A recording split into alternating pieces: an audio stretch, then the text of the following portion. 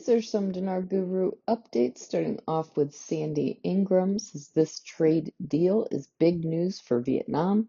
It demonstrates the country is emerging as a significant player in the global economy. It also means more jobs, factories, and better technology could be on the way soon. The bottom line is Vietnam's trade with deal with Trump made investors happier, boosted business confidence, and gave the stock market a significant boost. This could signal an upward trend in the currency's value.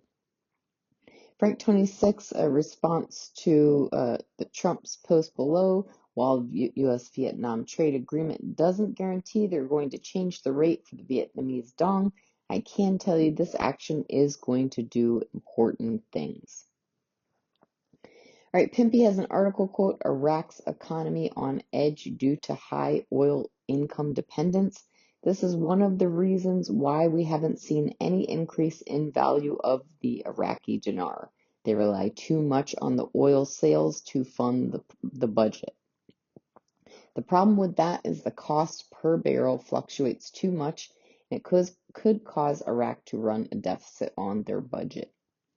All right, Claire article, quote, Washington announces its first sanctions on Iraqi oil sector. Quote, the U.S. Treasury Department announced on Thursday that it had imposed sanctions on a network that smuggles Iranian oil under the guise of Iraqi law, confirming that the network is run by Iraqi businessman Salim Ahmed Said. All right, Milishman says, I really think everyone should be pretty excited with all the different things we have. The laundry list is phenomenal. All the convergence is happening at the same time. The oil hasn't flowed.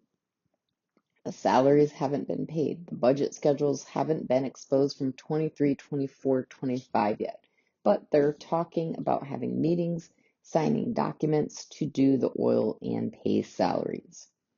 Right, Walking Sticks is once the HCL is written into law, then we can see for Sadani to sign this agreement and one of the three presidents. Frank 26, Iraq Boots on the Ground report. Firefly, the United Nations Secretary General for Iraq, came out and told the Iraqi citizens that Iraq has become a banking powerhouse domestically and internationally. His name is Al Hassan. This statement was actually made in May a few weeks ago, and it's being made again. Why in the world would this guy tell the world, though, the UN, that Iraq is a banking powerhouse? Frank says, it sure is getting exciting, isn't it? And lastly, I've got Mountain Goat who says the CBI is still moving forward at a fast pace to complete the monetary reform and follow Dr. Shabibi's plan of 2011. But the U.S. will have to let go and let it happen. This will end their control over Iraq finally. The U.S. has said already they intend to sign off with caveats.